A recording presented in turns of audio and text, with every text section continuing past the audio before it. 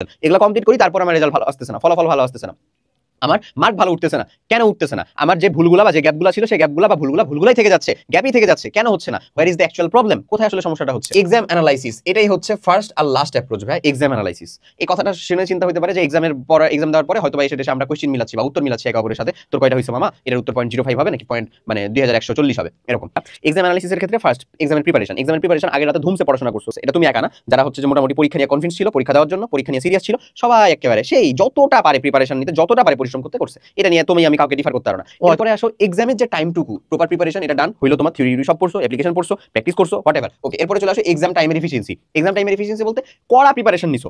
ওই যে 1.5 ঘন্টার পরীক্ষা, 2 ঘন্টার পরীক্ষা, 2.5 ঘন্টার পরীক্ষা, ওই সময় তুমি ঘুম, কিছুই মনে পড়তেছে না, লাভ আছে কোনো? লাভ নাই। ওই সময় মনে পড়তেছে কোন মানে ফ্রেন্ডের সাথে, কোন কাজিনের সাথে, কোন বিকেলবেলা দুপুরবেলা বৃষ্টির সময় লুডো খেলছো সেগুলা, কোন রিলসটা আগে দেখছো সেটা, কোন স্ক্রল করছো সেটা, এগুলা মনে আসতেছে, তাহলে তো কোনো লাভ নেই। সো এটা কিন্তু অনেকেরই হয় না, সাধারণতই হয় না, কারণ আমরা এক্সামের সময় কাইন্ড অফ বেশ কিছুটা সিরিয়াস থাকি। যেহেতু সিরিয়াস থাকি, তাই এই দুইটা কাজ আমি ধরেই নিলাম যে আমাদের অন অ্যান এভারেজ সবার জন্যই কম বেশ ঠিকঠাক মতন হয়, বা এই দুইটা আমাদের কিছুটা নিয়ন্ত্রণের ভিতরে আছে, আমরা এগুলাকে নিয়ন্ত্রণ করতে পারি বা কমপ্লিট করতে পারি। তারপরে বলেন এগুলো কমপ্লিট করি, তারপর আমার রেজাল্ট ভালো আসতেছে না, ফলাফল ভালো আসতেছে না, আমার মার্ক ভালো উঠতেছে না। কেন উঠতেছে না? আমার যে ভুলগুলা বা যে গ্যাপগুলো ছিল সেই গ্যাপগুলো বা ভুলগুলাই থেকে যাচ্ছে, গ্যাপই থেকে যাচ্ছে। কেন হচ্ছে না? Where is the actual problem? কোথায় আসলে সমস্যাটা হচ্ছে? অ্যাকচুয়াল প্রবলেমটা হচ্ছে ভাইয়া এই যে অ্যানালাইসিস কথাটার ভিতরে, অ্যানালাইসিস কথাটার ভিতরে আমরা পোস্ট অ্যানালাইসিসটা করতেছি না।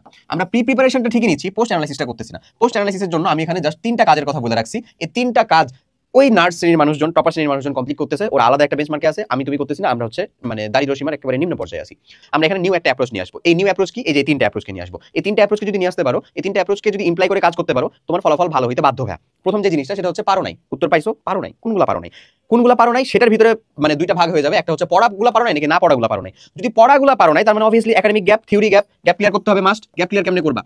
প্রোগ্রামের সাথে, ফ্রি সোর্সের সাথে, যেখান থেকে পারো ক্লাস করে করো, নিজে পড়ে করো, দাগানো বই পড়ে পড়ো, যেখান থেকে পারো গ্যাপ তোমাকে ক্লিয়ার করতে হবে। কারণ আমাদের প্রবলেম হচ্ছে যে আসলে এত পরিমাণে ফ্রি কন্টেন্ট থাকার পর আমরা পেড কন্টেন্ট ছাড়া আসলে কমপ্লিট করতে পারি না। তো এই কথা, গ্যাপটা তোমাকে ক্লিয়ার করতে হবে। যদি পড়া অংশ মানে তোমার যদি আসলে যেটা পারো নাই সেটা হচ্ছে পড়া অংশের ভিতরে নাকি না পড়া অংশের ভিতরে। যদি পড়া অংশের ভিতরে পারো নাই, না পড়া অংশের ভিতরে পারো নাই, তুমি পড়ো নাই, সেটা জানো না, পারো নেই, তাহলে তোমার গ্যাপ আছে, গ্যাপটা ক্লিয়ার করতে হবে। যদি আসা হচ্ছে যে পড়া অংশের ভিতরে পারো নাই, তার মানে হচ্ছে তোমার প্রপার রিভিশন হয় না। এটাতে প্রপার রিভিশন নাই ভাইয়া, তোমার স্টিল হচ্ছে যে ওখানে কিছু জায়গাতে fill in the gap complete করতে হবে। আসলে কিছু জায়গাতে গ্যাপ আছে, টোটালটা গ্যাপ না, গ্যাপটা ক্লিয়ার করতে হবে। যদি না পড়া অংশ মানে তুমি তো পড়োই নাই, পারবা কেমনে? তাহলে হইতে পারে সেটা শর্ট সিলেবাসের ভিতরে না, বা হইতে পারে তোমার জন্য জরুরি না, হইতে পারে টোটালটাই আনকমন। যদি আনকমন থাকে, তার মানে ওই এক্সামের এক্সাক্ট ওই ইনফরমেশনটা জানা তোমার জন্য জরুরি। তখন সুন্দর করে যে কাজ করবা, এই যে আমাদের হাইলাইটারের মতন হচ্ছে ভাইয়া, টোটালটা হাইলাইট করে ফেলবা। যে না পড়া অংশটা যদি হয়, তাহলে একেবারে সুন্দর মতন হাইলাইট করে রাখবা, এবং ওই এক্সাম পেপার, ওই উত্তর পেপার বা যেটাই হোক না কেন সেটাকে সংরক্ষণে রাখবা, মাস্ট অবভিয়াসলি সংরক্ষণে রাখবা। এরপরে আসো যা ভুল হইছে, মানে তুমি যেটা দাগাও নাই বা যেটা পারো নাই সেটা তো ঠিক আছে, দাগাবি নাই, স্কিপ করছিলা, ওটা পড়া বা না পড়া এরকম এই ক্যাটাগরিতে আসতে পারে। এরপরে চলে আসো দাগাইছিলা, ভুল হইছে। এটা দুই অ্যাপ্রোচে করতে পারে। এক হচ্ছে তোমার অ্যাপ্লিকেশনে আসলে কি আছে, ঘাটতি আছে, মানে তুমি আসলে এটার অ্যাপ্লিকেশনটা যতটা পড়ছিলা সেটা আসলে ততটা পারতেছো না, বা ততটা আসলে এফিশিয়েন্টলি কাজ করতে পারো নাই, বা সূত্রটা তুমি ভুল বুঝছো, সূত্রটার অ্যাপ্লাইটা অনেক সময় থাকে না, যেমন হচ্ছে যে কাজ ওই যে এইচ দূরত্ব উপরে উঠাতে যে কি পরিমাণ কাজ করতে হবে, কখনো h/2 হবে, h/3 হবে, h/4 হবে, কখন কোনটা হবে আসলে, এই যে সূত্রটা তুমি যদি সবসময় h/2 দাও তাহলে তো হলো না। জড়তার ভ্রামকের ক্ষেত্রে সবসময় ভরকেন্দ্রের ওই যে ইটা বিষয়টা, সেখানে যদি জড়তার ভ্রামক সবসময় 1/3 দাও, 2/5 দাও, তাহলে তো হলো না।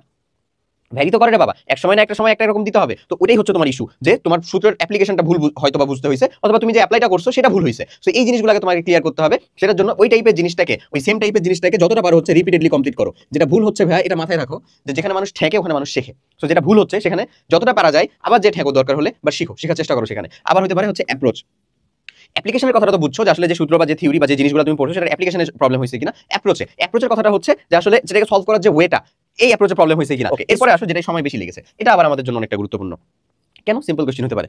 কারণটা হচ্ছে ভাই, যেটা সময় বেশি লাগছে এটা আসলে তোমার এইচএসসি লাইফটা কোনো মতন হচ্ছে অন এভারেজ ভাবে পার করে দিলো, অ্যাডমিশনে যে তোমাকে অনেক বেশি ভোগাবে। কারণ তোমাকে উইদাউট ক্যালকুলেটর সলভ করতে হবে, কোনটা 36 সেকেন্ডের ভিতরে একটা কোশ্চেন সলভ করতে হয়, কখনো হচ্ছে 45 সেকেন্ডের ভিতরে, কখনো 1 মিনিট তো পাওয়া যায় না আর কি, সাধারণত 1 মিনিট পাওয়া যায় না। তো যেহেতু আমার এরকম প্রবলেম আছে যে আসলে কোনো একটা জিনিসের সময় বেশি লাগছে, তাহলে যেগুলাতে আমার বেশি সময় লাগছে বা যে জায়গাটাতে আমার বেশি সময় লাগছে সেখানে আমি হচ্ছে প্র্যাকটিসের পরিমাণটা হিউজ পরিমাণে বাড়াই দিব, যেহেতু এখন আমার কাছে ক্যালকুলেটর আছে। সো ম্যাথমেটিক্যাল অনেক কোশ্চেন আছে যেটা আসলে 1 মিনিটের ভিতরে উত্তর করতে পারা কঠিন, সেটাকেও কিন্তু তোমাকে ওখানে 45 সেকেন্ড বা 36 সেকেন্ডের ভিতরে পারতে হবে, ব্যাপারটা বুঝো। সো আবার মানে দেখো, তুমি আসলে কোনো প্রকার প্র্যাকটিস করলা না, বা এখন পর্যন্ত কোনো প্রকার পড়া বা কোনো প্রকার এক্সাম, একটা রেগুলার এক্সাম ব্যাচের সাথে যুক্ত না থেকে, রেগুলার একটা পড়াশোনার গাইডেন্সের ভিতরে যুক্ত না থেকে, একেবারে কোনো অলৌকিক বলে চাচ্ছ যে তুমি ফিজিক্স পরীক্ষার দিন বা হায়ার ম্যাথের পরীক্ষার দিন 25টা আছে আসলে ম্যাথমেটিক্যাল টার্মস 25 মিনিটের ভিতরে সলভ করে ফেলতে পারবা। আদৌ কি এটা পসিবল? পসিবল না ভাইয়া, আসলে পসিবল না। তো তোমাকে এটা প্র্যাকটিসের ভিতরে থাকতে হবে অবভিয়াসলি, এবং এই তোমার এমসিকিউ সলভ করার দক্ষতা বা এফিসিয়েন্সিটা বাড়াতে হবে। অপশন টেস্টের পদ্ধতি বলো, অপশন এলিমিনেশন পদ্ধতি বলো, যে পদ্ধতির মাধ্যমে তুমি করো না কেন, ওটা তোমার কোশ্চেন দেখার সাথে সাথে যেন তোমার মাথার ভিতরে ফিট হয়ে যায়, যেটা আমি এলিমিনেশন পদ্ধতিতে করতে পারি, অথবা টেস্টের মাধ্যমে করতে পারি, অথবা সলভ করে করতে হবে। হোয়াটএভার, বাট যেন এটা ফিক্স হয়ে যায়। ওকে, এরপরে চলে আসো সিকোয়েন্স মেইনটেইন করার জিনিসটা হচ্ছে আমরা যত যাই বলি 25টা ম্যাথমেটিক্যাল টার্ম থাকবে, তার ভিতরে দেখবা 5টা 4টা এরকম আছে যেটা হচ্ছে আসলে কি মানে কন্ডিশন টাইপের জিনিস দিয়ে দিছে, যে দুইটা সরলরেখার ঢালের গুণফল কত হইলে আসলে আমাদের ই হবে, কি বলে সেটা হচ্ছে লম্ব হবে। সো এই টাইপের যে কন্ডিশনাল জিনিস, এটা কিন্তু ম্যাথমেটিক্যাল জিনিসই, বাট স্টিল একটা থিওরিটিক্যাল পার্ট। ম্যাথমেটিক্সের ভিতরে থিওরিটিক্যাল যে অংশটা সেটা ডিরেক্ট দিয়ে রাখছে, সেটা যে -1 হবে এটা তো তোমার উত্তর করতে আশা করি বেশি সময় লাগার কথা না। সো এই টাইপের জিনিসগুলোকে সিকোয়েন্স মেইনটেইন করতে হয়। এই ধরনের জিনিসগুলো যেগুলো আমরা থিওরিটিক্যাল ভাবে ধরতেছি তাদেরকে আগে উত্তর করতে হয়। এখন এটা কখনোই সেদিন এক্সাম হলের ভিতরে দেখে আসলে হয়ে যাবে এরকম না। এটা তোমাকে বেশি বেশি যতটা পারা যায় এক্সামের সাথে এমসিকিউ এর সাথে যুক্ত থেকে প্র্যাকটিস করে সেগুলোকে হচ্ছে যে ভালো করে ধরে ধরে বুঝে তখন এটা হচ্ছে আসলে একটা আয়ত্তে আসে বা আওতায় আসে বা এটা তোমার দখলে আসে, যে যেন এক্সাম দেখেই তুমি হচ্ছে কোশ্চেন দেখেই তুমি বুঝতে পারো এটা কি আসলে আমার টোটাল থিওরিটিক্যাল বুঝাচ্ছে নাকি এটা টোটাল আমাদের আসলে মানে ম্যাথমেটিক্যাল বুঝাচ্ছে, কোনটা বুঝাচ্ছে, কতক্ষণ সময় লাগবে। এর জন্য টোটাল মাইন্ডসেটটা তোমার ভিতরে একেবারে প্রোগ্রামের মতন করে যেন একেবারে সেট হয়ে যায়, সেটার জন্য সিকোয়েন্স মেইনটেইন করাটাও জরুরি। সো অবভিয়াসলি এই ধরনের কোশ্চেনগুলো উত্তর আগে করতে হবে, যেটা তোমার ইজিলি উত্তর হয়ে যায়, যেটা করতে তোমার বরাদ্দ ছিল 1 মিনিট বাট লাগে হচ্ছে 10 থেকে 15 সেকেন্ড মাত্র। এটা তোমাকে অবশ্যই আগে করতে হবে এবং তারপরে যে তুমি হচ্ছে কমপ্লিট করবা কোনগুলা, যেগুলো দেখতেছো এই যেখানে তুমি 40 সেকেন্ড বা বেশি সময় যে বাঁচাইলা, অ্যাটলিস্ট 30 সেকেন্ড যে বাঁচাইলা, এই সময়টুকু তুমি পরবর্তীতে ওই যে ম্যাথগুলো যেগুলো আসলে 1 মিনিটের ভিতরে করা একটু কঠিন সেগুলোর ভিতরে অ্যাপ্লাই করবা। সো এক্সাম হলের পরে এক্সাম পরীক্ষা দিয়ে বের আসার পরেও 3টা বেসিক অ্যানালাইসিস থাকে যেটা টপার শ্রেণীর মানুষজন করে। এই 3টা অ্যানালাইসিস নিয়ে আজকে আমরা কথা বলবো। যা পারো নাই সেটা, যেটা পড়া হইতে পারে না পড়া হইতে পারে, যেটা ভুল হয়েছে সেটা, এবং যেটাই আসলে বেশি সময় লেগেছে সেটা। এই 3টা অ্যাপ্রোচে এক্সামগুলোকে দিতে থাকো। তুমি দেখবা যে 7টা এক্সাম মতন দিছো, 7টা এক্সামে তুমি এই অ্যাপ্রোচটাতে আগাইছো, কোনো একটা সাবজেক্টের কোনো একটা পেপারের কথা বলছি, 7টা এক্সামে এই অ্যাপ্রোচে আগাইছো, পরে 3টা এক্সামেই দেখবা তুমি তোমার ভিতরে ডিফারেন্সটা দেখতে পাচ্ছ।